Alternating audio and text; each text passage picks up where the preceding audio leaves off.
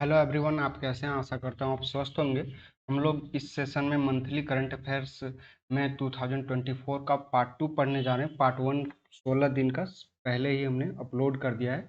वो आप description box में उसका लिंक दे दिया जाएगा, तो वहाँ से आप देख सकते हैं। इसमें 17 दिन का जो आगे नेक्स्ट 15 से 16 दिन का जो इम्पोर्टेंट न्यूज़ है उसको इसमें कवर किया गया है। ओके, तो सेशन स्टार्ट करते हैं। सबसे पहले हम लोग इसमें इम्पोर्टेंट डे एंड थीम हम लोग पढ़ेंगे, और ये 16 मई तक पहले जो फर्स्ट पार्ट है उसमें हमने अपलोड किया हुआ है। ओके, तो यहाँ से 17 मई से हम लोग कवर कर रहे हैं। तो 17 मई को क्या मनाया जाता है? World telecommunication and information society day first.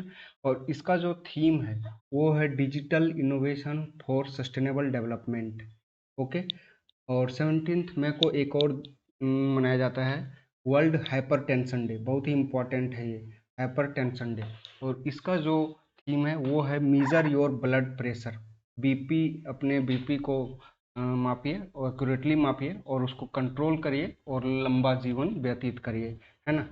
ये तो याद रखना, ये इम्पोर्टेंट है। वर्ल्ड हाइपरटेंशन डे 17 मई को।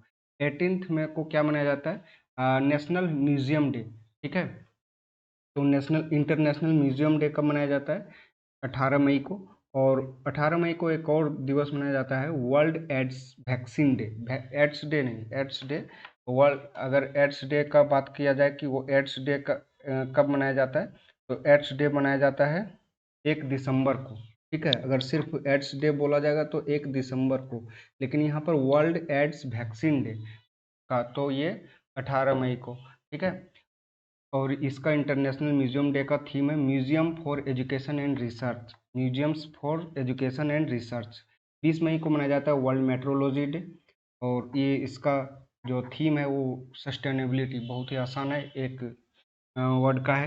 21 मई को मनाया जाता है world day for cultural diversity for dialogue and development. और 21 मई को एंटी टेररिज्म डे भी मनाया जाता है। 22 मई को international day for biological diversity.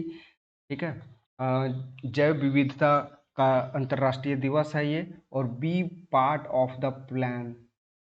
ठीक है, ये इसका थीम है। ओके, अब इसमें से सिर्फ 1 से 2 बार इसको देख लीजिएगा तो याद हो जाएगा। उसके बाद नेक्स्ट है इसमें 22 मई को मनाया जाता है इंटरनेशनल डे फॉर, ये उसी में उसी का पार्ट था, यहाँ पर रिपीट हो गया है। 24 मई को मनाया जाता है कॉमनवेल्थ डे। और ये इसका जो थीम है one resilient common future transforming our Commonwealth. Commonwealth देश वे देश हैं जो कभी ब्रिटेन के गुलाम रहे थे, जो कभी ब्रिटेन के कॉलोनी रहे थे। तो उन्हीं का एक ग्रुप है, उसमें वो रह भी सकते हैं या नहीं भी रह सकते हैं, उनके मर्जी पर डिपेंड है। बट मैक्सिमम जो कंट्री हैं वो इसके मेंबर हैं। ठीक है, जो जिसको ब्रिटेन ने अपना गुलाम बनाया था। तो यहाँ पर कॉमनवेल्थ डे कब मनाया जाता है? 24 मई को मनाया जाता है। और इसका जो थीम है resilient common future transforming our commonwealth. Commonwealth Games भी होता है। ठीक है, 28th में जो है international day for action for women's health. क्या है? जो महिलाएं हैं उनके स्वास्थ्य के लिए एक्शन का अंतर्राष्ट्रीय दिवस है। और इसका जो थीम है इस बार mobilizing in critical times of threats and opportunities. ठीक है, 29 मई को international day for United Nations peacekeeper. संयुक्त राष्ट्र शांति रक्षकों का अंतर्राष्ट्रीय दिवस है। संयुक्त राष्ट्र शांति रक्षक मतलब जो पीस कीपर्स हैं, मतलब जो आर्मी है, मान लीजिए संयुक्त राष्ट्र संघ का, जो कहीं पर लड़ाई झगड़े हो रहे हैं, कहीं गृह युद्ध, तो वहाँ पर लोग भेजे जाते हैं। और यहाँ पीस कीपर्स में कौन लोग जाते हैं? जैसे इंडिया का लोग, इंडिया के आर्मी के लोग, या फिर इंडिया के पुलिस के लोग, या फिर दूसरे भी देशों से जाते हैं इसमें से पार्टिसिपेट करने के लिए। ठीक है, और इन्हीं लोगों को वहाँ पर भेजा जाता है। तो इन लोगों के लिए एक दिवस मनाया जाता है 29 मई को international day of United Nations peace keepers fit for the future building better together. Okay, ये है इंटरनेशनल एवरेस्ट डे जो है 29 मई को, और 31 मई को वर्ल्ड नो टोबैको डे है, और मतलब विश्व तंबाकू निषेध दिवस, हिंदी में बोले तो विश्व तंबाकू निषेध दिवस। और इसका जो थीम है वो इस बार protecting children from tobacco industries interference है। ओके, तो यहाँ से अब हम लोग नेशनल न्यूज़ को कवर करते हैं। ठीक है, तो नेशनल न्यूज़ में सबसे पहले as per the periodic labour force survey, जिसको शॉर्ट फॉर्म में बोलते हैं PLFS। ठीक है, PLFS। और ये किस मिनिस्ट्री के द्वारा रिलीज किया जाता है, लाया जाता है, तो ministry of statistics programme implementation, जिसको MOSPI बोलते हैं। ठीक है, और ये जनवरी से मार्च 2024 क्वार्टरली फाइनेंशियल ईयर 2024 के लिए इंडिया का अर्बन एम्प्लॉयमेंट रेट जो है वो करंट वीकली स्टेटस CWS जिसको बोलते हैं, उसमें से पर्सन एज 15 ईयर्स और उसके अबव जो है उसका रेट जो चल रहा है वो 6.7% का चल रहा है। ओके, यहाँ पर उसके बाद यहाँ पर नेक्स्ट है federation of Indian chambers of commerce and industry, इसको शॉर्ट में क्या बोलते हैं, फिक्की बोलते हैं, है ना। तो फिक्की का फुल फॉर्म होता है federation of Indian chambers of commerce and industry. ने एक MOU का मतलब मेमोरेंडम ऑफ अंडरस्टैंडिंग एक साइन किया है, किसके साथ, India electronics and semiconductor association के साथ। किस लिए साइन किया है, इनोवेशन को प्रमोट करने के लिए, और सेमीकंडक्टर और इलेक्ट्रॉनिक्स इंडस्ट्री जो है, अब सेमीकंडक्टर का यूज़ क्या है, सेमीकंडक्टर का यूज़ आपके लैपटॉप में है, मोबाइल में है, कार में है, बाइक में है, जो भी चीज़ आप इलेक्ट्रॉनिक यूज़ करते हैं सब में सेमीकंडक्टर का यूज़ होता है अब।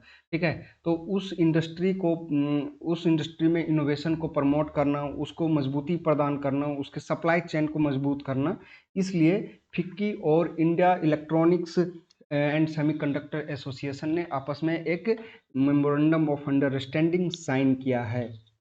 क्लियर। नेक्स्ट है department for promotion of industry and internal trade, DPIIT, under the ministry of commerce and industry organise the ONDC startup Mahotsav. DPIIT जो है, और ये ये पूछ लिया जाता है कभी कभी कि ये जो ये डिपार्टमेंट जो है वो किस मिनिस्ट्री के अंतर्गत आता है, तो आपको ये भी ध्यान में रखना है। तो ये department of promotion end of industry and internal trade जो है DPIIT जो है वो आता है ministry of commerce and industry के अंतर्गत। ठीक है, और ये इसने ऑर्गेनाइज किया था ONDC स्टार्टअप महोत्सव। क्या था, ONDC स्टार्टअप महोत्सव। तो आपको ध्यान रखना है ONDC स्टार्टअप महोत्सव किसने किया है, DPIIT ने। Of first of its kind event held वाणिज्य भवन न्यू दिल्ली। अगर आपको पूछा जाएगा कि ONDC स्टार्टअप महोत्सव कहाँ पर हुआ, तो नई दिल्ली के वाणिज्य भवन में हुआ है। ठीक है, उसके बाद नेक्स्ट है department of animal husbandry and dairying, DAHD, और जो कि ministry of fisheries and animal husbandry dairying के अंतर्गत आता है, और उसने एक MOU साइन किया है यूनाइटेड नेशन डेवलपमेंट प्रोग्राम, जिसको UNDP के नाम से जानते हैं, उसके साथ उन्होंने एक MOU साइन किया है कि किस लिए, कि जो वैक्सीन है, जो जानवरों को वैक्सीन दिया जाता है, तो उसका जो कोल्ड चेन मैनेजमेंट है उसको डिजिटलाइजेशन करने के लिए, उसको बढ़ावा देने के लिए, ठीक है, और कैपेसिटी बिल्डिंग करने के लिए, ये जो वैक्सीन का जो पड़ता है उन लोगों को, जानवरों को, तो उसका कैपेसिटी बिल्डिंग के लिए, कम्युनिकेशन प्लानिंग के लिए UNDP कंट्री का जो यहाँ पर ऑफिस है नई दिल्ली में, वहाँ पर ये साइन हुआ है। ठीक है, और UNDP जो है वो सपोर्ट करेगा इंडिया का पहला animal vaccine supply chain management system in partnership with DAHD के साथ, ये सपोर्ट करेगा कौन, UNDP, United Nation development programme. Okay, next है according to the federation of Indian export organisation FIEO, जो कि एपेक्स बॉडी है एक्सपोर्टर्स का यहाँ पर इंडिया में एक्सपोर्टर्स का एपेक्स बॉडी जो सर्वोच्च संस्थान है वो क्या है, federation of Indian export organisation, और ये मर्चेंडाइज करता है एक्सपोर्ट इंडिया से, जो कि इस बार इंक्रीज हुआ है कितने के रेट से, 14% के अराउंड ये इंक्रीज हुआ है, मतलब कि 500 से 510 बिलियन यूएस डॉलर के करीब, ठीक है। और ये कब हुआ है? ये 2024-25 का जो फाइनेंशियल ईयर चल रहा है उसमें। According to the provisional payroll data जो कि रिलीज करता है, कौन रिलीज करता है? पूछ लिया जाएगा कि ये रिलीज कौन करता है, तो ईपीएफओ रिलीज करता है। अब ईपीएफओ का फुल फॉर्म पूछा जाए तो क्या बोलेंगे? एम्प्लॉयज प्रोविडेंट फंड ऑर्गेनाइजेशन, जो कि ministry of labour and employment के अंतर्गत ये आता है। Ministry of labour and employment के अंतर्गत ये आता है। ये फॉर्मल जॉब क्रिएशन जो ईपीएफओ में बढ़ा है वो कितने परसेंट से बढ़ गया है? 11.4% के रेट से बढ़ा है। और ये कब बढ़ा है? 23-24 के फाइनेंशियल ईयर में, ठीक है। 15.4 million compare to 13.85 million in financial year 23। Okay, तो 24 में 23 से इतना बढ़ गया है। Air chief marshal Vivek Ram Chaudhary the chief of air staff, अभी कौन है? एयरफोर्स, इंडियन एयरफोर्स का चीफ कौन है? विवेक राम चौधरी। विवेक आर चौधरी भी लिखा रहता है, विवेक राम चौधरी, ये ध्यान में रखना है आपको, ठीक है। इन्होंने इनॉग्रेट किया, इन्होंने उद्घाटन किया पहला इमरजेंसी मेडिकल रिस्पॉन्स सिस्टम, जिसको EMRS बोला जाता है। तो ये सबसे पहले इन्होंने इनॉग्रेट किया। और कहाँ पर? कमांड हॉस्पिटल एयरफोर्स है बेंगलुरु में, वहाँ पर इन्होंने किया है, ठीक है। नेक्स्ट है असम ने लॉन्च किया disaster reporting and information management system, DRIMS का फुल फॉर्म भी याद रखना है। Disaster reporting and information management system launch किया है असम ने। और ये एक डिजिटल प्लेटफॉर्म है एक्यूरेट रिपोर्टिंग और असेसमेंट के लिए। जब कोई डिजास्टर, बाढ़ आ जाता है, भूकंप आ जाता है, तो उस समय ये काम करेगा, ठीक है। नेक्स्ट है, क्योंकि असम जो है वो बाढ़ वगैरह से बहुत ज़्यादा जूझता है, इसीलिए, ठीक है, इस पर काम करने का भी बहुत ज़्यादा ज़रूरत था असम को। तो तेलंगाना गवर्नमेंट ने जो टोबैको है, गुटखा और पान मसाला से रिलेटेड, उसको बैन कर दिया है, ठीक है। उसको बैन कर दिया है क्योंकि उसमें निकोटिन रहता है और लोगों के हेल्थ के लिए वो बहुत ही खराब चीज़ है, इसलिए उसको हेल्थ बैन कर दिया। Nicotine for 1 year effective from May 24, 2024 से ये लागू हो गया है, ठीक है। The arm forces medical services, जिसको शॉर्ट में बोलते हैं AFMS, ये FMS ने एक MOU साइन किया है किसके साथ? इंडियन इंस्टीट्यूट ऑफ टेक्नोलॉजी के साथ, IIT हैदराबाद के साथ। कहाँ पर किया है? IIT हैदराबाद के साथ साइन किया है। क्यों? कोलैबोरेट करने के लिए, रिसर्च और ट्रेनिंग, किसके लिए? डेवलपिंग नोवेल मेडिकल डिवाइसेस और addressing health issue specific to soldier to in very trends to. क्या बोला जा रहा है? क्या यहाँ पर जो arm forces medical service AFMS जो है, उसने IIT हैदराबाद के साथ एक MOU साइन किया है। और उस MOU में ये बोला जा रहा है कि वो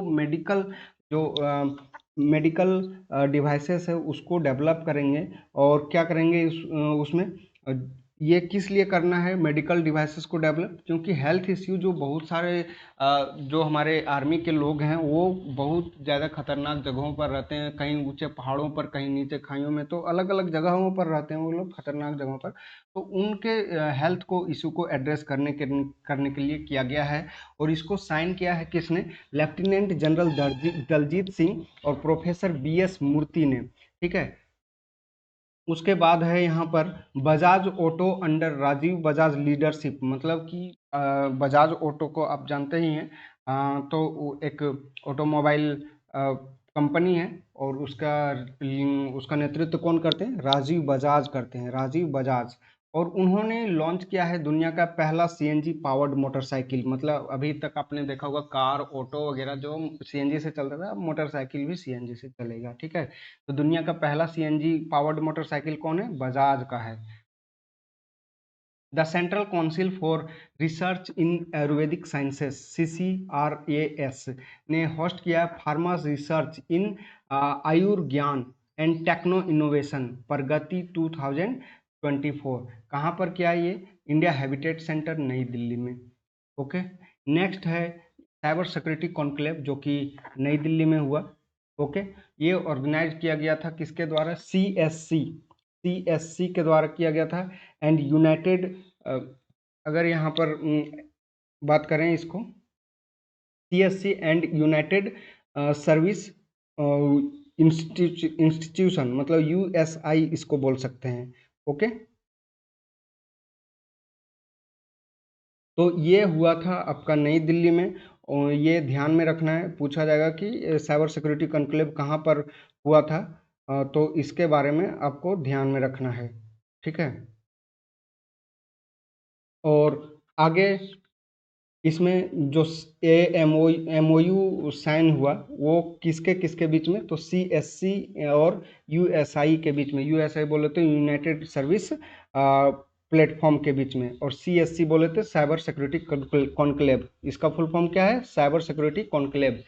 ओके, तो इन दोनों के बीच में साइन हुआ, और साइबर सिक्योरिटी को स्ट्रेंथन करने के लिए, उसको मजबूत बनाने के लिए साइबर रक्षक प्रोग्राम एक लाया गया जो वोमेन्स को ट्रेनिंग करेगा। ये साइबर रक्षक प्रोग्राम जो है वो किसको ट्रेन करेगा?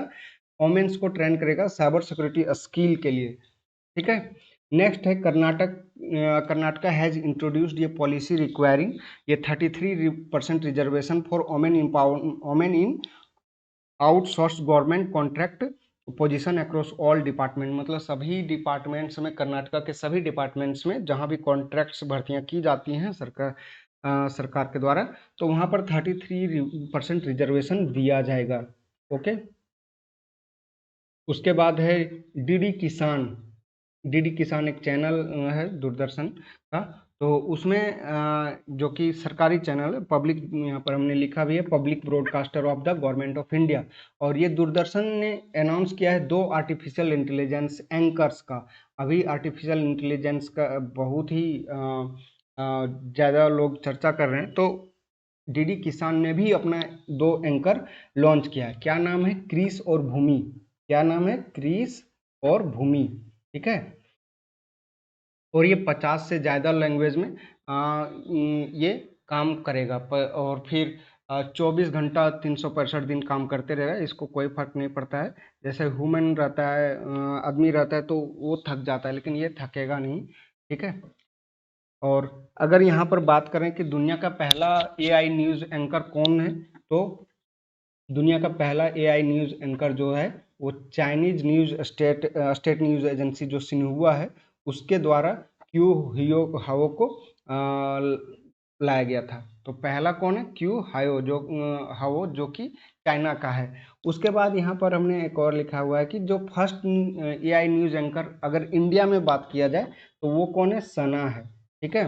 पहला सना है, क्रिस और भूमि डीडी किसान का है, और पहला दुनिया में पहला क्यू हाओ है, और जो कि चाइना का है, और भारत में पहला सना है। और ये सना किस कंपनी के द्वारा लाया गया था? तो इंडिया टुडे ग्रुप के द्वारा आज तक में हिंदी के लिए लाया गया था, ठीक है।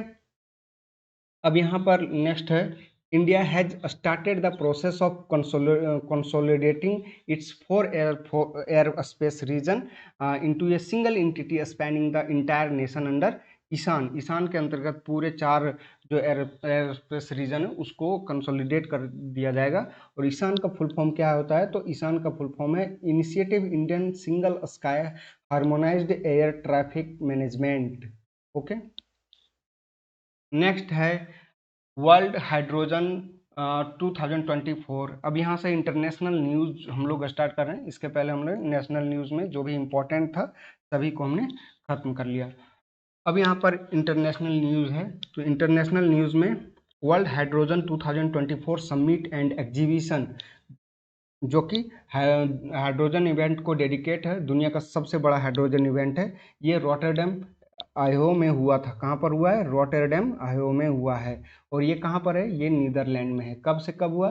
13 से 15 मई 2024 के बीच हुआ था, ठीक है। और ये समिट जो है ऑर्गेनाइज किया गया था किसके द्वारा? सस्टेनेबल एनर्जी काउंसिल, SEC जिसको बोलते हैं, इन्होंने पार्टनरशिप किया था गवर्नमेंट ऑफ नीदरलैंड के साथ। ओके, उसके बाद वर्ल्ड बैंक ने रिलीज किया एक report water for shared prosperity, किसके साथ? गवर्नमेंट ऑफ इंडोनेशिया के साथ, at the 10th of world water forum, जो कि बाली, इंडोनेशिया के बाली में हुआ था, वहाँ पर इन्होंने रिलीज किया 10वां वाटर वर्ल्ड वाटर फोरम। तो ये भी ध्यान में रखना है कि 10वां वर्ल्ड वाटर फोरम कहाँ पर हुआ है, तो ये बाली में हुआ है, इंडोनेशिया के बाली में। नेक्स्ट है according to world economic forum travel tourism and development index 2024 India is ranked 39, मतलब कि ट्रैवल टूरिज्म डेवलपमेंट इंडेक्स 2024 के अनुसार जो कि रिलीज करता है वर्ल्ड इकोनॉमिक फोरम, ठीक है, इंडिया का रैंक है 39th रैंक है और यूएसए ने टॉप किया है। आपको इंडिया का रैंक याद रखना है और जो टॉप किया उसका। उसके बाद है according to United Nation convention to combat desertifications report titled, तो ये यूएनसीसीडी या फिर यूसीसीडी, इन्होंने एक रिपोर्ट रिलीज किया, global land outlook thematic report on rangelands and pastoralists, ठीक है। 50% of world vast rangeland are degraded and is nearly double the previous estimate that range from 20% to 35%. World Bank published the report State and Trends of Carbon Pricing 2024। तो ये state and trends of carbon pricing कौन release करता है, world bank release करता है।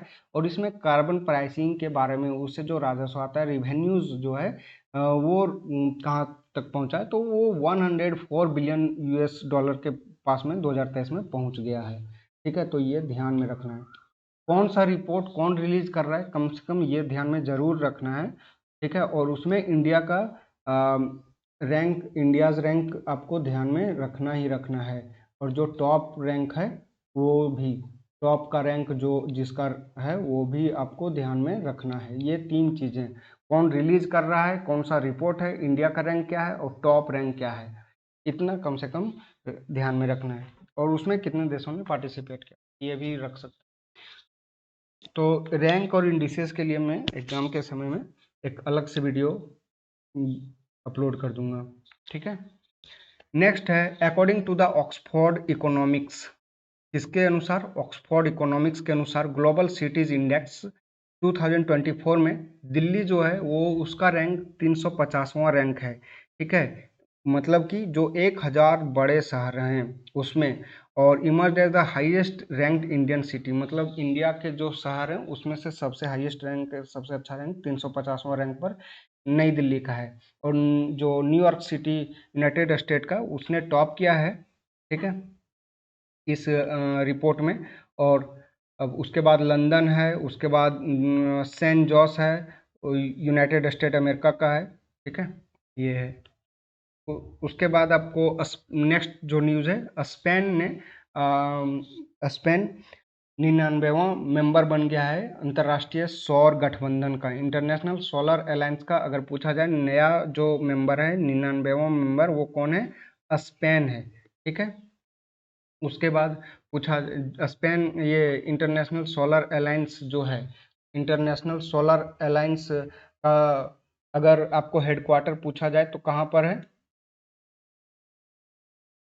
ये गुरुग्राम में है, हरियाणा के गुरुग्राम में है, ठीक है, इंटरनेशनल सोलर अलायंस। तो और ये 2015 में इसका स्थापना हुआ था, 2015 में स्थापना हुआ था, हेडक्वार्टर जो है वो गुरुग्राम में है इसका, ओके, इंडिया के गुरुग्राम में।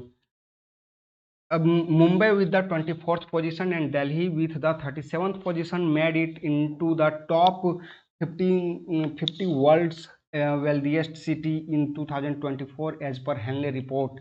Henley report के मुताबिक इस बार जो है दुनिया के सबसे अमीर शहरों में, 50 अमीर शहरों में मुंबई का 24वां रैंक और दिल्ली का 37वां रैंक है। तो आपको ये दोनों ही याद रखना है।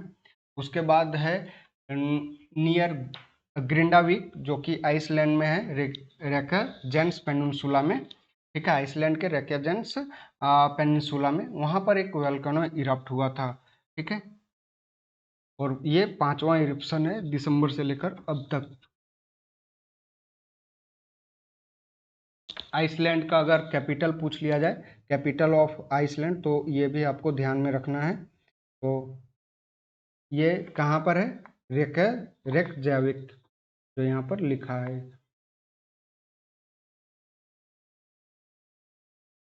रेकजाविक, ठीक है। और अगर यहाँ का करेंसी पूछ लिया जाए तब भी आपको ध्यान में रखना है, कभी कभी एग्जाम में पूछ लेता है। तो करेंसी यहाँ का क्या है, कोरोना है, ठीक है, आइसलैंडिक कोरोना,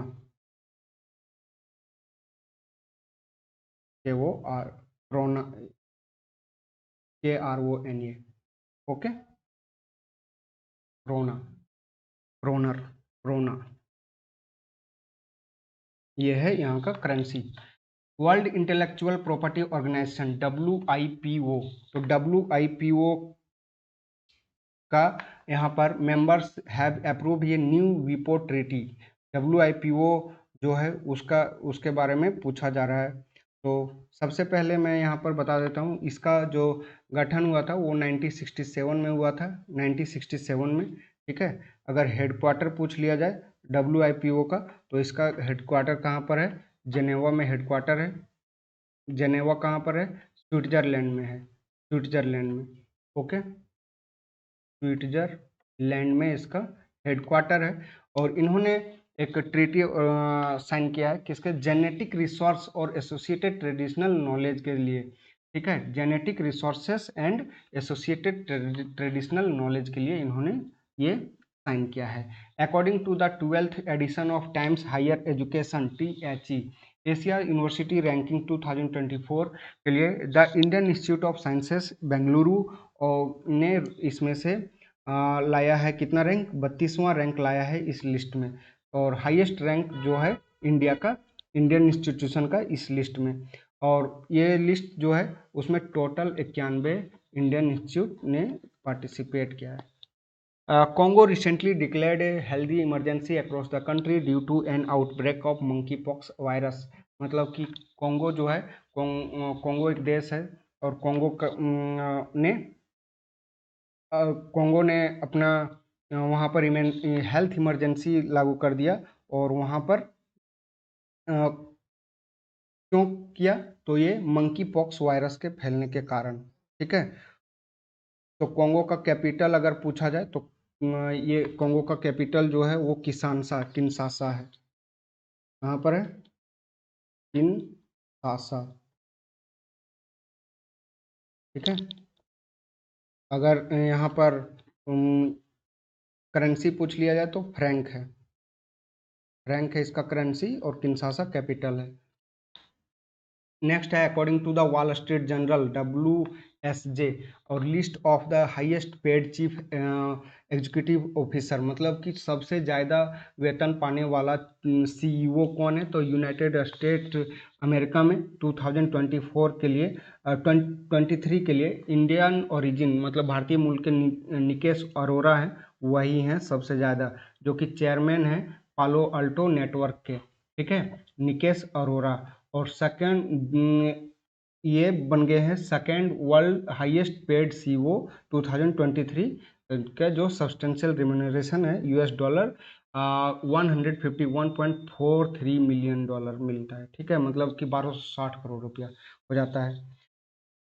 नेपाल ने अनाउंस किया है क्या क्या कि इसमें से वो अपने 100 रुपये का जो करेंसी नोट है उसमें एक नेपाल का जो मैप है उसमें से ये जो इंडियन टेरिटरी है लिपू लेक और लिम्पिया धुरा और काला पानी, ये तीनों को शामिल करेगा अपने मैप में, ठीक है, शामिल कर रहा है। जैसे यहाँ ये विवादित क्षेत्र है नेपाल और भारत के बीच में, तो इससे और विवाद बढ़ने का चांस हो जाता है, ठीक है। इसमें से इसमें वहाँ के कुछ सरकार के, नेपाल सरकार के ही लोगों ने इस नेपाल के इस कदम का विरोध किया था, ठीक है, क्योंकि इंडिया और नेपाल में बहुत ही ज़्यादा दोस्ताना संबंध है, तो इससे संबंध जो है वो रिलेशनशिप खराब भी हो सकते हैं। नेक्स्ट है China first domestically designed aircraft carrier Fujian has completed its sea trials, मतलब कि उस फुजियान जो कि उसका स्वदेशी डिजाइंड एयरक्राफ्ट कैरियर है, उसने अपना सी ट्रायल्स को पूरा कर लिया। तो फुजियान पूछा जाए तो चाइना से, ये ऐसा नाम तो उधर ही रहता है, तो ये आपको ज़्यादा प्रॉब्लम भी नहीं होगा। पाकिस्तान और चाइना ने कोलैबोरेट किया है लूनर मिशन के लिए, मतलब चंद्रमा पर अपना मिशन भेजने के लिए, और उस मिशन कोलैबोरेशन का नाम है आई क्यूब कमर। ठीक है। यूक्रेन ने एक एआई जनरेटेड स्पोक्स पर्सन लाया है और उसका नाम है विक्टोरिया। क्या नाम है? विक्टोरिया। जो उसके विदेश मंत्रालय उसके बिहाफ में वो स्टेटमेंट जारी करेगा। कौन? Victoria. Norway, Iceland and Spain, ये 3 देश जो हैं वो फिलिस्तीन को रिकॉग्नाइज करेंगे, मतलब मान्यता प्रदान करेंगे। ठीक है। अभी आप जानते हैं फिलिस्तीन के हमास जो ग्रुप है और यहाँ इजराइल के बीच अक्टूबर से लेकर के अभी तक जो वार है वो जारी है। अभी इजराइल के आर्मी जो है वो राफा नामक शहर में पहुंच चुकी है, वहां पर अपना कैंपेन चला रही है। ठीक है, हमास के विरुद्ध। नेक्स्ट है the UAE has introduced a new 10 year blue residency visa, मतलब 10 वर्ष के लिए एक रेसिडेंसी वीज़ा जारी करेगा यूएई। इसके लिए जो काम करते हैं इन्वायरमेंटल प्रोटेक्शन के लिए, जो पर्यावरण सुरक्षा के लिए काम करते हैं, उन लोगों के लिए 10 साल के लिए ब्लू रेसिडेंसी वीज़ा जारी कर रहा है यूएई। ओके। अब यहाँ से आते हैं बैंकिंग एंड फाइनेंशियल।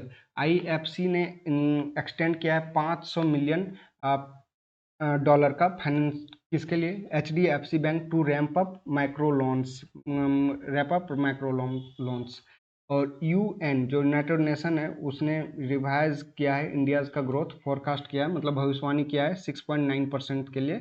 एसबीआई ने 6.125% स्टेक जो है CCIL में एक्वायर कर लिया है। ठीक है, जो कि ये गिफ्ट सिटी में है। गिफ्ट सिटी कहाँ पर? गुजरात में है। ठीक। यस बैंक ने लॉन्च किया है premium services under yes grandeur. तो पूछा जाएगा यस ग्रैंडियोर किसने लॉन्च किया है? यस बैंक ने लॉन्च किया है। बैंक ऑफ महाराष्ट्र ने टॉप किया है PSU bank in business growth. कब? फाइनेंशियल ईयर 2024 में। टाटा मोटर्स आर्म्स पार्टनर जो है बजाज फाइनेंस के साथ ये पार्टनर्स कर रहे हैं। किसके लिए? Financing to passenger. SBI general insurance जो है उसने साइन किया bank insurance partnership with Jana SFB to increase insurance penetration को बढ़ाने के लिए। ठीक है। एयरबस हेलीकॉप्टर और सिडबी ने MOU साइन किया है हेलीकॉप्टर फाइनेंस के लिए इंडिया में। ठीक। NPS asset surge 26% year to 11.94 lakh crore रुपया 11 मई तक, जो कि PFRDA का डेटा है। RBI approves 2.11 lakh crore dividend pay out to government for 2023-24 और सेबी ने इम्पोज किया है 11.90 लाख करोड़ रुपया का फाइन किस पर? 19 इंटिटीज पर, जो कि सुपीरियर फाइनलीज हैं पंप एंड डंप के लिए। अब यहाँ पर फिर से हम लोग देखते हैं एशियन डेवलपमेंट बैंक जो है वो एशियन डेवलपमेंट बैंक ने अप्रूव किया है $148 मिलियन का लोन। किसके लिए? ये सिक्किम के लिए। और वहाँ पर क्या किया जाएगा इस पैसे से? तो जो क्लाइमेट प्रूफ डिस्ट्रीब्यूशन है और रिलायबिलिटी, क्वालिटी और रिसाइलेंस जो है इलेक्ट्रिसिटी सप्लाई के लिए, उसको मजबूत किया जाएगा और उसको बढ़ाया जाएगा। तो ये जो लोन मिला है एडीबी की ओर से, तो वो किसको मिला है? तो एडीबी की ओर से ये मिला है सिक्किम को। ठीक है। अगर एडीबी एशियन डेवलपमेंट बैंक का हेडक्वार्टर पूछा जाए तो ये है फिलीपींस में। कहाँ पर है हेडक्वार्टर? फिलीपींस में, ध्यान में रखना है। फिलीपींस। ठीक है। और अगर इस्टेब्लिश्ड पूछा जाए कि ये कब इस्टेब्लिश्ड हुआ है तो 1966 में, 1966 में इस्टेब्लिश्ड हुआ है, ये भी ध्यान में रखना है। Indian oil corporation limited IOCL ये लीडिंग एनर्जी कंपनी है जो कि मतलब तेल और गैस के लिए इंडिया में काम करती है, पेट्रोल पेट्रोलियम कंपनी है। इन्होंने एक्सपोर्ट किया first ever parcel of XP100, India's first superior 100 octane premier fuel. कहाँ पर ये इन्होंने किया? तो ये श्रीलंका में, जो कि अपनी ही सब्सिडरी कंपनी है उसकी, उस वहाँ पर किया। कहाँ से किया? जवाहरलाल नेहरू पोर्ट ट्रस्ट, नहावा सेवा, मुंबई में है, वहाँ से किया इन्होंने। ठीक है। टाटा स्टील लिमिटेड है ने साइन किया है एक MOU, ग्रिड एग्रीमेंट बोलते हैं MOU ने, grid agreement national grid company के साथ इलेक्ट्रिसिटी सिस्टम ऑपरेटर के लिए। और ये क्यों किया है? कि पावर इंफ्रास्ट्रक्चर जो है उसको बिल्ड कर सके। ठीक है। नेक्स्ट है Bengaluru best logistic service platform, जो कि पोर्टर है ना, और उसने वो भारत का तीसरा यूनिकॉर्न बन गया है। ठीक है। भारत का तीसरा यूनिकॉर्न बन गया है, जिसका वैल्यूएशन लगभग 1 बिलियन US डॉलर हो गया है। नेक्स्ट है एशियन डेवलपमेंट बैंक। अभी हमने बताया कि इसका हेडक्वार्टर फिलीपींस में 1966 में इसका स्थापना हुआ था। इन्होंने 2023 में कमिट किया था $2.6 बिलियन के लिए। ठीक है, मतलब 21,500 करोड़ रुपए के लिए इंडिया को। और ये क्यों किया था? स्ट्रेंथनिंग अर्बन डेवलपमेंट और इंडस्ट्रियल कॉरिडोर, ये सब का डेवलपमेंट, पावर सेक्टर को इन्हेंस करने के लिए, ये सब करने के लिए, क्लाइमेट रिसिलियंस और कनेक्टिविटी को इन्हेंस करने के लिए ये दिया गया था। नेक्स्ट है टाटा कंसल्टेंसी सर्विसेज, जो कि ग्लोबल लीडर है इंफॉर्मेशन टेक्नोलॉजी में दुनिया में। ठीक है। और उसने एक डील साइन किया है किसके साथ? Bargain bank. बार्गेन बैंक कहाँ का? कुवैत का है।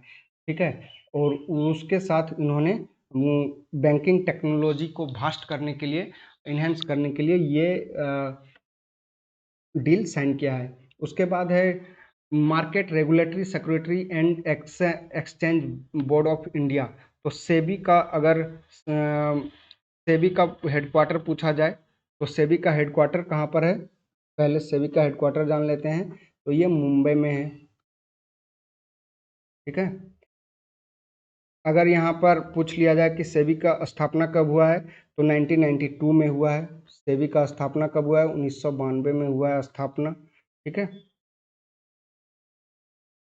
और अगर अभी का CEO सेबी का चेयरमैन पूछ लिया जाए, तो ये जो चेयरमैन है अभी, माधवी पुरी बुच। कौन है चेयरमैन? माधवी, यहाँ पर लिख देता हूँ सेबी का, माधवी पुरी बुच, पहली महिला भी हैं, सेबी का चेयरमैन है। ठीक है।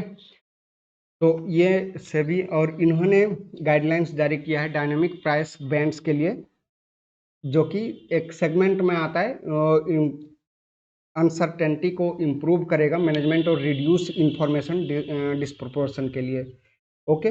National stock exchange NSE, NSE का अगर हम लोग बात करें तो NSE का हेडक्वार्टर अगर हम लोग जानना चाहें तो ये भी मुंबई में है। कहाँ पर है? मुंबई में। और अगर यहाँ पर पूछ लिया जाए कि इस्टेब्लिश्ड कब हुआ था, तो ये भी आपको ध्यान में रखना है, क्योंकि ये बड़े बड़े संस्थान हैं और इसके बारे में पूछ लिया जाता है। तो NSE जो नेशनल स्टॉक एक्सचेंज है, वो 1992 में हुआ था। ठीक है। ये भी। अगर BSE का बात करें तो वो BSE, Bombay stock exchange, BSE, तो वो 1875 में, जो भारत का सबसे पुराना स्टॉक एक्सचेंज है, ये आपको ध्यान में रखना है। तो NSE ने अनाउंस किया है कि ये जो सबसे लोअर टिक साइज है उसका स्टॉक का, वो 5 पैसा से 1 पैसा, अभी 5 पैसा अब 1 पैसा का किया जाएगा। तो किसके लिए? सिक्योरिटी प्राइस बिलो 250 रुपया का जो कैश सेगमेंट है, उसमें ये किया जाएगा। ठीक है। Prudential authority of south African reserve bank, मतलब कि साउथ अफ्रीका का जो रिजर्व बैंक है, सबसे बड़ा बैंक जो है वहाँ का, सेंट्रल बैंक है साउथ अफ्रीका का, उसने 10 मिलियन रैंड का, वहाँ साउथ अफ्रीका का करेंसी क्या है? रैंड है। ठीक है।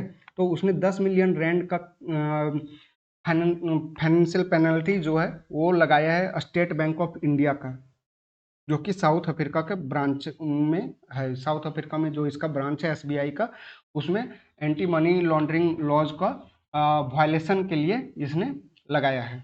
Okay, security and exchange board of India, SEBI के बारे में अभी हमने बताया सब कुछ। तो SEBI has instructed the social entrepreneurs who have registered और raised funds through the social stock exchange SSE और to submit an annual impact report for the physical year 2024 to the exchange by the end of अक्टूबर 2024। यहाँ पर next है union ministry of health and family welfare MOHFW ने launch किया unified portal जिसका नाम है national health claim exchange NHCX। और इससे क्या होगा, सिंप्लीफाएगा हेल्थ इंश्योरेंस को क्लेम करना, जो हेल्थ इंश्योरेंस कराते हैं लोग उसको क्लेम करना अब इससे आसान हो जाएगा नेशनल हेल्थ क्लेम एक्सचेंज से। ठीक है, RBI ने पेनल्टी इम्पोज किया 1 करोड़ रुपया का ICICI बैंक पर लिमिटेड पर 1 करोड़ रुपया का इन्होंने पेनल्टी लगाया है। क्यों? क्योंकि बजटरी रिसोर्सेज को रिप्लेस करने और कुछ स्पेसिफिक प्रोजेक्ट है उसके पास उससे अच्छे से नहीं निपटने के लिए ये लगाया गया है। Governor of the reserve bank of India RBI Shaktikanta Das. Reserve bank अगर पूछा जाए रिजर्व बैंक का स्थापना कब हुआ है, RBI का स्थापना तो 1 अप्रैल 1935 को ये स्थापना हुआ है।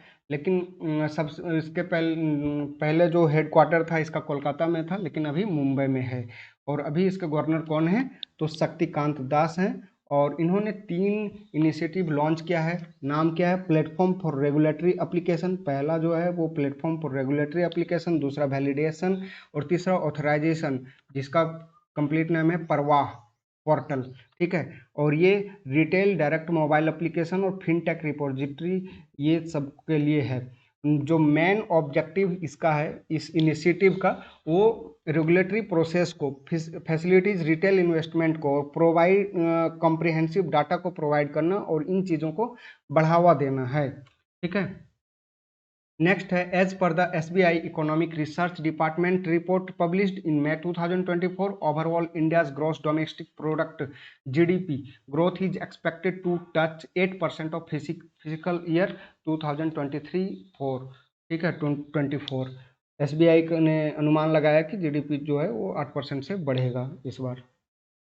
गवर्नमेंट ऑफ इंडिया जो GOI है वो पापुआ न्यू गिनी का अगर कैपिटल पूछा जाए आपको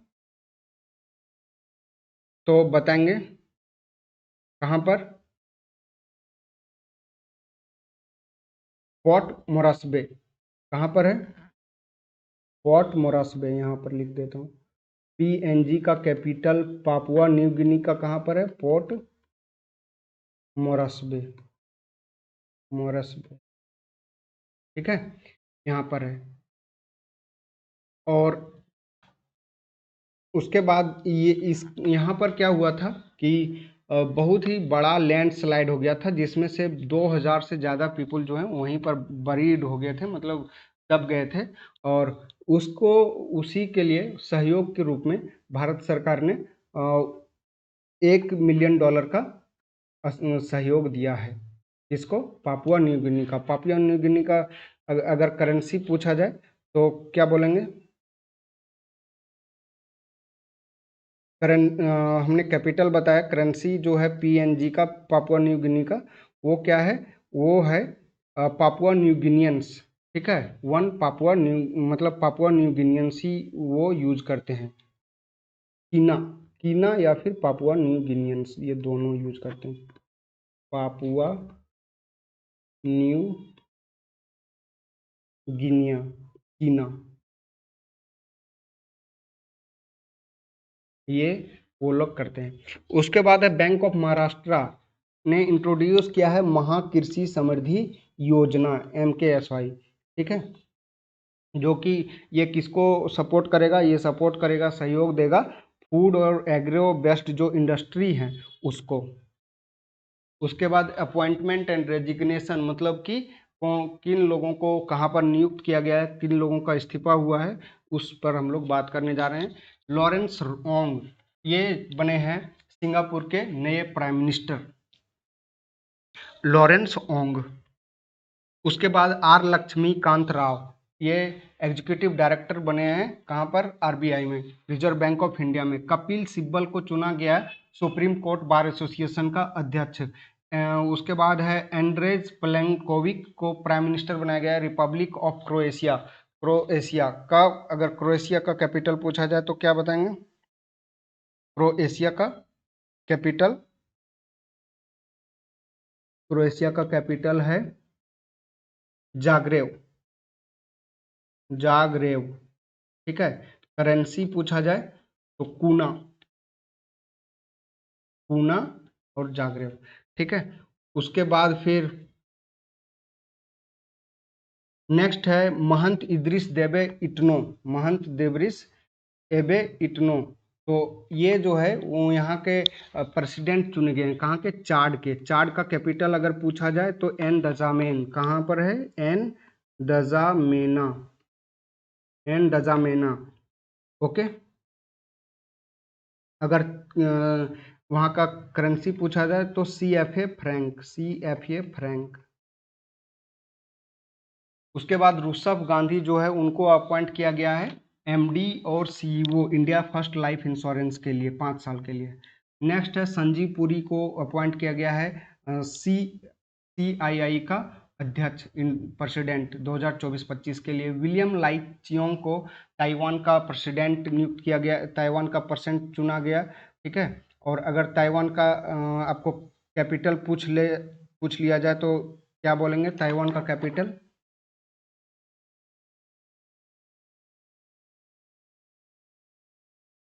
ताइपे।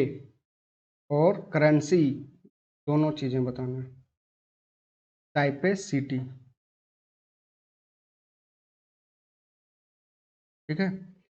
और करेंसी डॉलर है। लुइस रोडोल्फ, यहाँ पर उसके बाद फिर है लुइस रोडोल्फ एबनेडर कोरोना। तो ये री इलेक्ट हुए हैं डोमिनिकन रिपब्लिक के, डोमिनिकन रिपब्लिक के। ठीक है। और डोमिनिकन रिपब्लिक का जो कैपिटल है वो कहाँ है, Santo Domingo, Santo Domingo, Domingo. Tom Lam elect हुए हैं वियतनाम के फिर से प्रेसिडेंट। ठीक है। वियतनाम के। तो वियतनाम का जो अगर कैपिटल है तो वो हनोई है, हनोई सिटी। उसके बाद प्रदीप नटराजन को अपॉइंट किया गया है time executive director of IDFC limited के लिए 3 साल के लिए। नेशनल एसेट रिकंस्ट्रक्शन कंपनी जो है उसका P संतोष को इसका MD और CEO नियुक्त किया गया है। उसके बाद जस्टिस नाजमी वजीरी को chairperson of the ad hoc administration committee to supervise the administration of equestrian federation of India, मतलब कि जो घुड़सवारों का जो संघ है, घुड़सवार संघ है खेल के लिए, उसमें से जस्टिस नाजमी वजीरी को चेयरपर्सन इसका बनाया गया है। उसके बाद अल्लामा हलीना को चाड का प्राइम मिनिस्टर अपॉइंट किया गया है। उसके बाद प्रदीप कुमार सिन्हा को non executive part time chairman ICICI bank का बनाया गया है। शाहिद अफरीदी को एम्बेसडर, टूर्नामेंट एम्बेसडर बनाया गया है इंटरनेशनल क्रिकेट काउंसिल के द्वारा मेंस T20 वर्ल्ड कप के लिए 2024 के। गुरचरण सिंह को अपॉइंट किया गया है कमांडेंट कहाँ का, नेशनल डिफेंस एकेडमी के लिए। ठीक है। नेक्स्ट है गीतांश नौसेडा को फिर लिथुआनिया का राष्ट्रपति बनाया गया है। ठीक है। प्रेसिडेंट किसका, लिथुआनिया का। तो लिथुआनिया का अगर आपको कैपिटल पूछा जाए तो विलिनस। ठीक है, विलिनस, विलिनस, विलिनस। ओके। और यहाँ का करेंसी जो है वो है लिटास, लिटास।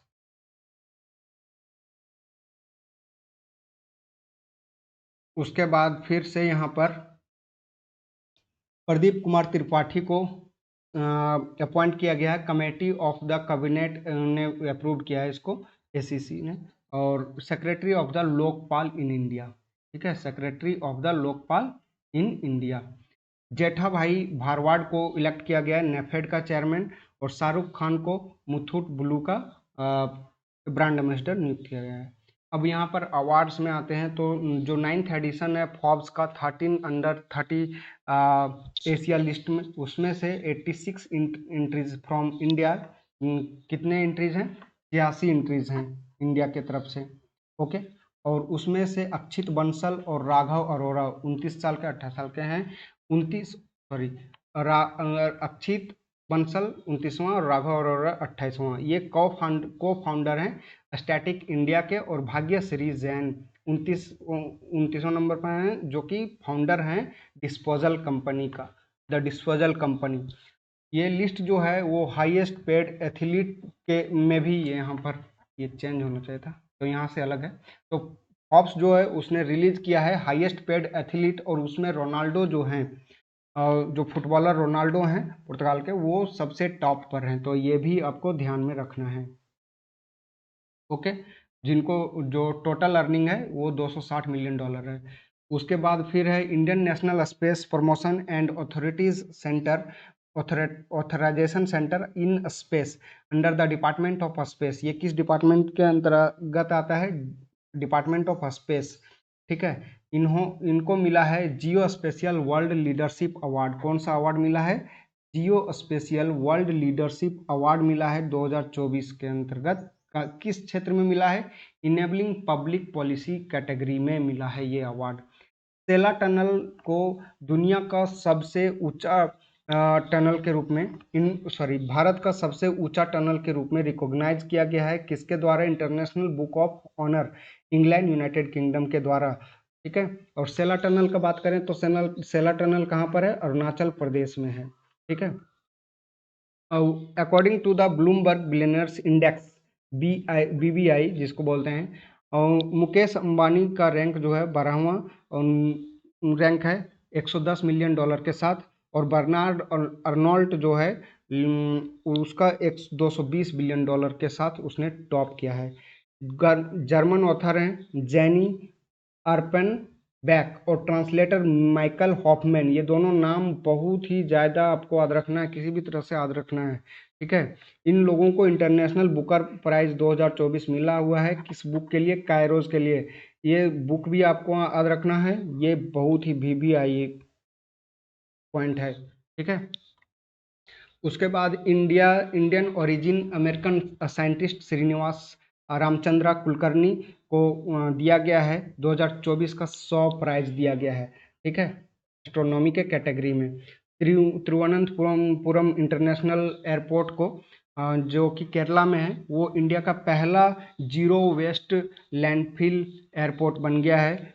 CIITC के अकॉर्डिंग अवार्ड भी दिया गया है, CIITC CASD मतलब centre for excellence for sustainable development. Article 18 के अंतर्गत ये rickshaw driver from Uttar Pradesh, मतलब कि उत्तर प्रदेश का एक रिक्शा ड्राइवर है, उसने जीता कौन सा अवार्ड, अमाल क्लूनी वोमेन्स एम्पावरमेंट अवार्ड, जो प्रिंस ट्रस्ट के द्वारा, Prince trust awards at the Prince trust award. और ये इवेंट कहाँ पर हुआ था, तो ये इवेंट हुआ था यूनाइटेड किंगडम लंदन में, वहाँ पर उन्होंने जीता। Indira Gandhi international airport new Delhi on the silver award under the over 35 million passenger, मतलब इंदिरा गांधी इंटरनेशनल एयरपोर्ट जो कि नई दिल्ली में है, उसको सिल्वर अवार्ड मिला है, किसमें, 35 मिलियन पैसेंजर को पर एनम के कैटेगरी में। और ये कौन दिया, एयरपोर्ट काउंसिल इंटरनेशनल के द्वारा ये दिया गया, Asia Pacific and middle east के रीजन में ये ग्रीन एयरपोर्ट रिकॉग्निशन इसको मिला है 2024 में, ठीक है। अनीस कपूर को हुरून इंडिया आर्ट लिस्ट में इन्होंने टॉप किया है, ओके।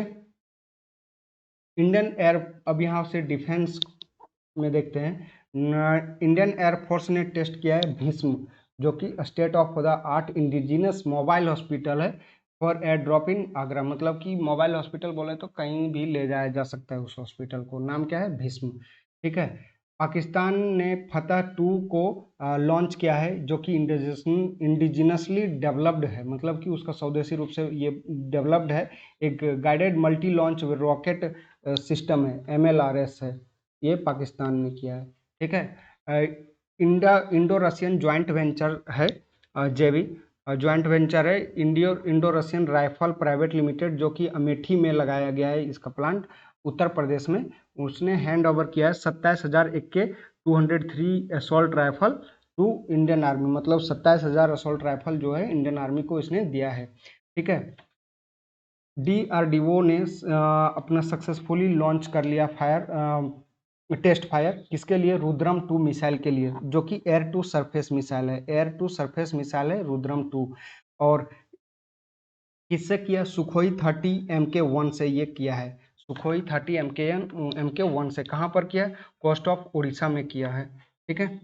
नेक्स्ट है Indian air force C-130J super Hercules tactical transport aircraft, उसने सक्सेसफुली कैरिड कर लिया नाइट विजन गॉगल्स को, NVG जिसको बोलते हैं, और वो कारगिल के एयर स्ट्रिप पर लैंड भी कर लिया, advance landing ground in the eastern sector close to the line of control, LOC के नज़दीक में, जो कि पाकिस्तान और भारत का सीमा रेखा लगभग बनाती है। LOC सीमा तो नहीं है, बट यहाँ पर लाइन ऑफ कंट्रोल है, इसको बोलते हैं। ठीक है। उसके बाद है next generation anti radiation missile, NGN-GRAM। ठीक है। तो ये सुखोई 30 MK1 फाइटर जेट से इंडियन एयरफोर्स के सुखोई 30 MK1 फाइटर जेट से इसको लॉन्च किया गया है, जो कि एयर टू सरफेस मिसाइल है, एयर टू सरफेस मिसाइल है, इसको टेस्ट किया गया है। कहाँ पर? बालासोर में किया गया, ऑफ कोस्ट है, जो कि उड़ीसा का। साउथ कोरिया का जो डिफेंस एक्विजिशन प्रोग्राम एडमिनिस्ट्रेशन है, उसने कंप्लीट किया है long range surface to air missile system. ठीक है। उसके बाद साइंस एंड टेक में आते हैं हम लोग। यहाँ पर नासा ने अनाउंस किया है फर्स्ट रेलवे सिस्टम बनाने का। कहाँ पर?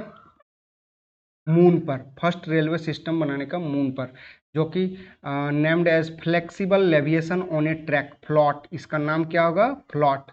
और ये जो रेलवे सिस्टम है वो नासा का मून टू मार्स मिशन का एक पार्ट है, robotic lunar surface operation 2 RLS वो 2 का पार्ट है ये। रिसर्चर हैव डिस्कवर्ड ये सुपर फल्फी एक्जोप्लानेट, नाम है उसका, एक नया एक्जोप्लानेट, मतलब ग्रह खोजा गया है, तो उसका नाम है वास्पू 193b, और इसका साइज जो एक्जोप्लानेट का है वो जुपिटर से 50 गुना बड़ा है। ठीक है। और वेव्स ओनली 1/7 ऑफ जुपिटर, इसका जो वजन है 1/7 है जुपिटर से। इसरो ने अनवेल किया है नेक्स्ट मार्स मिशन के लिए मंगलयान 2। ठीक है, मंगलयान 2, और ये अनवेल हुआ है कब? स्पेशल प्रेजेंटेशन हो रहा था स्पेस एप्लीकेशन सेंटर में, नेशनल टेक्नोलॉजी डे, जो कि 11 मई को मनाया जाता है, उस दिन ये किया गया है। ठीक है।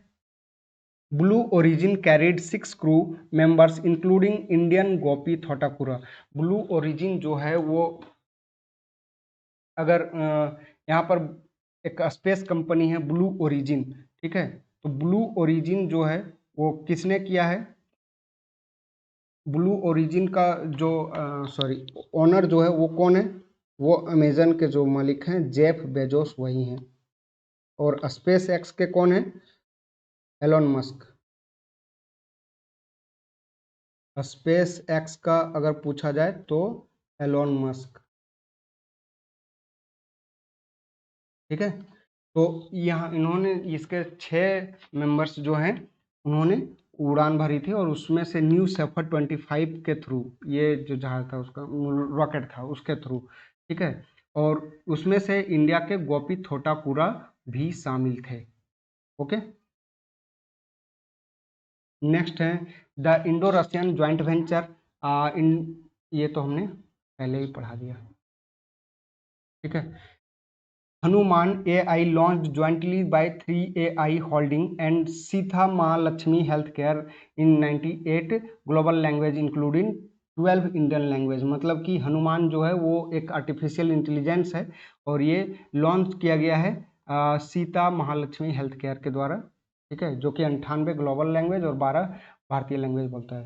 गैलेक्सी आई स्पेस सॉल्यूशन प्राइवेट लिमिटेड ने सक्सेसफुली टेस्ट किया है अपना सिंथेटिक अपर्चर रडार को, ओके, और ये सब स्केल करेगा हाई एल्टीट्यूड सीडो सैटेलाइट को। ये डेवलप किया गया है council of scientific and industrial research CSIR के द्वारा और नेशनल एरोस्पेस लेबोरेटरीज के द्वारा, ओके। माइक्रोसॉफ्ट इंट्रोड्यूस्ड को पायलट प्लस PCs, ये new category of personal computers design for artificial intelligence. को पायलट PCs जो है वो फास्टेस्ट इंटेलिजेंट विंडोज PC है। उसके बाद चेन्नई बेस्ड स्टार्टअप है एक अग्निकुल कॉस्मोस। तो अग्निकुल कॉस्मोस जो है वो लॉन्च किया है दुनिया का पहला स्पेस रॉकेट और उसका नाम है अग्निबाण। अग्निबाण को किसने लॉन्च किया है? अग्निकुल ने। और ये बना है 3D प्रिंटेड। मतलब 3D प्रिंटेड इंजन में क्या होता है, उसमें टेक्नोलॉजी में लेयर टू लेयर बनाया जाता है, ठीक है, एक लेयर फिर एक लेयर फिर एक लेयर, ये ऐसे करके तैयार किया जाता है वो जो भी उसका, और सब ज़्यादा से ज़्यादा चीज़ें फाइबर वगैरह के यूज किया जाता है और कोराजन रेसिस्टेंट अलॉय वगैरह का यूज होता है उसमें, ठीक है। अग्निकुल कॉस्मोस जो है वो सेकेंड इंडियन प्राइवेट कंपनी बन गई है ये इसको स्पेस लॉन्च के लिए की उपलब्धता को हासिल करने वाली। इसके पहले जो कंपनी थी वो सबसे पहला कंपनी कौन है, ऐसा स्काई रूट एरोस्पेस, ठीक है। उसके बाद टाटा कम्युनिकेशन लिमिटेड जो है global communication technology player has partnered with Cisco system और INC to launch Webex calling. इसके साथ cloud public switch telephone network. PSTN का फुल फॉर्म बहुत बार पूछा जाता है, तो PSTN का फुल फॉर्म क्या है? Public switch telephone network, okay. India is set to develop the first of its kind research test bed facility to study Norwester। और ये डेवलप किसके द्वारा किया गया है? तो ये इंडियन मेट्रोलॉजिकल डिपार्टमेंट IMD के द्वारा, Indian institute of tropical meteorological IITM और national centre for medium range weather forecasting के द्वारा ये किया गया है। नेक्स्ट है national aeronautics and space administration NASA ने क्लाइमेट सैटेलाइट लॉन्च किया है और ये किस लिए डिजाइन है? जो अर्थ पोल पर हीट का जो इमिशन है उसके स्टडी के लिए, okay. The satellite were launch using rocket lab electron rocket from launch complex 1 in Mahia New Zealand under the wrap PREFIRE polar radiant energy in the far infrared experiment होता है full form pre fire का, तो इसको ध्यान में रखना है, ठीक है। तो यहाँ पर पूछ लिया जाएगा कि क्लाइमेट सैटेलाइट किसके अध्ययन के लिए? तो अर्थ का पोल्स पर हीट इमिशंस के अध्ययन के लिए। कहाँ से लॉन्च किया गया है? तो न्यूजीलैंड के माहिया से लॉन्च किया गया है, ठीक है। हैदराबाद बेस्ड एक कंपनी है आज़ाद इंजीनियरिंग लिमिटेड। उसने एक कॉन्ट्रैक्ट हासिल किया है किसके लिए? गैस टरबाइन रिसर्च इस्टेब्लिशमेंट के लिए, जिसको बोलते हैं GTRE, और इसमें रिसर्च और डेवलपमेंट के लिए, ठीक है। तो इसने ये हासिल किया है कॉन्ट्रैक्ट। किससे ये कॉन्ट्रैक्ट मिला है? तो डेवलपमेंट ऑफ ये DRDO से और मिनिस्ट्री ऑफ ऑर्गेनाइजेशन से, government of ministry of defence से ये मिला हुआ है इसको। स्पेस एक्स का मालिक कौन है? अभी हमने बताया था एलोन मस्क। और ब्लू ओरिजिन का कौन है? उसका है जेफ बेजोस, ठीक है। First batch of operational spy satellite. तो स्पाई सैटेलाइट का फर्स्ट बैच किसने लॉन्च किया है? स्पेस एक्स ने, ठीक है, जो कि यूनाइटेड स्टेट्स ऑफ अमेरिका के इंटेलिजेंस नेटवर्क का एक पार्ट है सर्विलांस पावर को बढ़ाने के लिए। तो ये स्पाई मतलब जासूसी उपग्रह लॉन्च किया है। टाटा कंसल्टेंसी सर्विसेज ने आईआईटी बॉम्बे के साथ पार्टनरशिप किया है इंडिया का first quantum diamond microchip imager के लिए। ओके, अब स्पोर्ट्स में आते हैं। तो स्पोर्ट्स 2020 का जो टोक्यो ओलंपिक है, गोल्ड मेडलिस्ट कौन थे भारत के? नीरज चोपड़ा।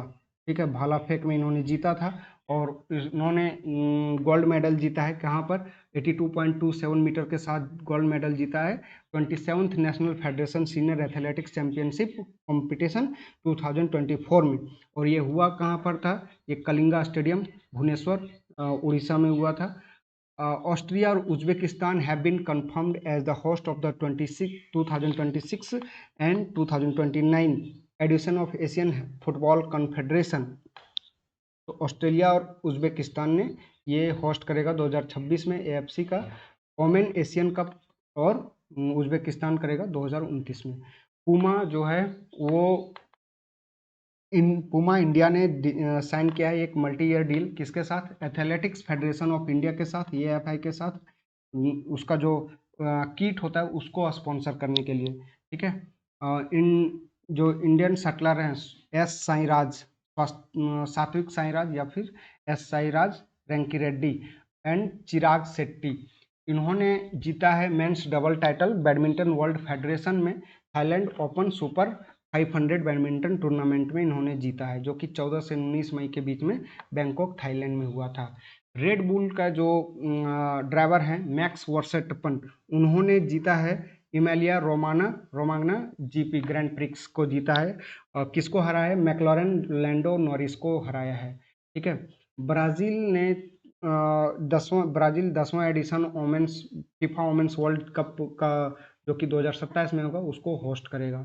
ठीक है, India finishes third in the medal tally with the total of 12 medal, मतलब 12 मेडल जीता, उसमें से 2 गोल्ड 2 सिल्वर और 8 ब्रॉन्ज। कहाँ पर? Third edition of Elorda cup Astana held in Astana Kazakhstan. Elorda cup जो है उसमें इन्होंने जीता है, ये मुक्केबाजी से संबंधित है।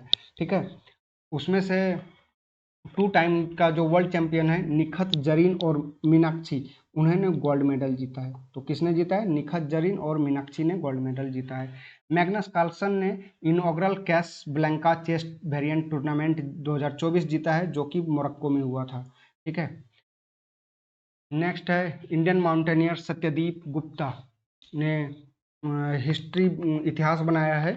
First person to scale mount Everest and mount Lhotse twice in one season, एक सीजन में इन्होंने चढ़ा है। ठीक है, and the first Indian to traverse the 2 peaks in 11 hours and 15 minutes. कौन? सत्यदीप गुप्ता। और इंडिया मिक्स्ड 4x400 रिले, ये दौड़ होता है 4x4 का दौड़ होता है, तो उसमें से गोल्ड मेडल जीता है। ठीक है, इंडिया ने पहली बार, जो कि इनॉग्रल था ये, मतलब पहले बार ही ये हो रहा था और उसमें इंडिया ने पहली बार में जीत हासिल की है। इंटरनेशनल ओलंपिक कमेटी आईओसी ने पार्टनरशिप किया है रिलायंस फाउंडेशन और अभिनव बिंद्रा फाउंडेशन के साथ लेट्स मूव इंडिया कैंपेन के लिए। लेट्स मूव इंडिया कैंपेन के लिए इन्होंने पार्टनरशिप किया है, क्योंकि ये चाहते हैं कि प्रत्येक आदमी जो है वो एथलेटिक्स का जो 2024 में पेरिस में ओलंपिक गेम होगा उसमें पार्टिसिपेट करे। ठीक है, इसके लिए लोगों को जगाना, जागरूक करने के लिए इन्होंने किया है।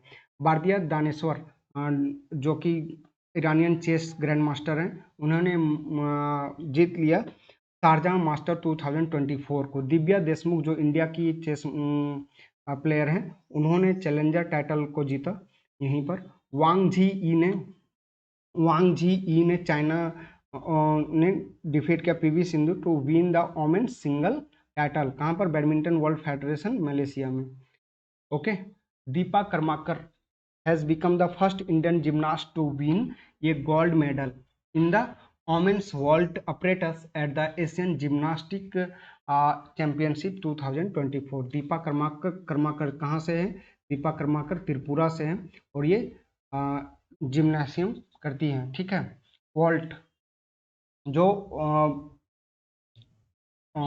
वॉल्ट जो ऑपरेटर्स होता है उसमें ये बहुत ही शानदार प्ले करती है उसमें, और इन्होंने यहाँ पर जीता गोल्ड मेडल। तो ये ध्यान में रखना है। इंडिया ऑन 2 मेडल्स, एक गोल्ड जीता एक सिल्वर जीता, कहाँ पर? आर्चरी वर्ल्ड कप 2024 में, जो कि कहाँ पर हो रहा था? इचियोन रिपब्लिक ऑफ साउथ कोरिया, मतलब साउथ कोरिया में ये हो रहा था। ठीक है। चार्ल्स चार्ल्स लेक्लेयर ने फार्मूला 1 मोनाको ग्रैंड प्रिक्स जीता। ठीक है। इंडियन आर्म रेसलर कॉन्टिजेंट जो है उन्होंने 7 मेडल जीते, एक गोल्ड और 6 ब्रॉन्ज जीते एशियन चैंपियनशिप 2024 में, जो कि ताशकंद उज्बेकिस्तान में हो रहा था। श्रीमंत झा ने गोल्ड मेडल जीता। ठीक है। अब यहाँ पर ऑबिचुअरी, मतलब इस मंथ में कौन से महान आदमी और कौन से बड़े आदमी लोगों का निधन हुआ है। ठीक है।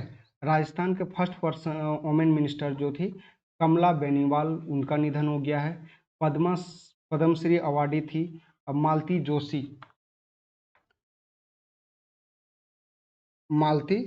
जोशी, उनका निधन हो गया है। और ये नॉवेलिस्ट भी थी। ठीक है। मालती जोशी ये राइटर भी थी, नॉवेलिस्ट थी, साहित्य में योगदान के लिए इनको ये पद्मश्री मिला था। ओके। अगर इसमें से मालती जोशी के बारे में और भी बताया जाए तो बता सकते हैं कि हिंदी और मराठी में इन्होंने अपना काम किया था। ठीक है। 2018 में इनको पद्मश्री मिला था। कब मिला था? 2018 में इनको पद्मश्री मिला था। ओके। ईरान के प्रेसिडेंट इब्राहिम रईसी का निधन एक हेलीकॉप्टर क्रैश में इसी मंथ में कुछ दिन पहले हो गया था। ठीक है। उसके बाद लीजेंडरी डिज्नी सॉन्ग राइटर जो है रिचर्ड एम शर्मन, उनका भी निधन हो गया। तो इस तरह से मैं 2024 का करंट अफेयर को हमने पढ़ा दिया है। इसका पीडीएफ जो है आपको टेलीग्राम के इस लिंक में मिल जाएगा, जो कि लिंक आपको डिस्क्रिप्शन बॉक्स में दिया रहेगा, वहाँ से आप जाकर डाउनलोड कर सकते हैं, पीडीएफ पढ़ सकते हैं। और डेली करंट अफेयर के लिए एक और टेलीग्राम चैनल है द कंपेंडियम 96, इसमें से आप जुड़ सकते हैं। ओके। तो अगर आपको अच्छा लगा हो तो आप लाइक करें, शेयर करें, और अगर आप नए हैं तो सब्सक्राइब कर दें। Thank you. All the best.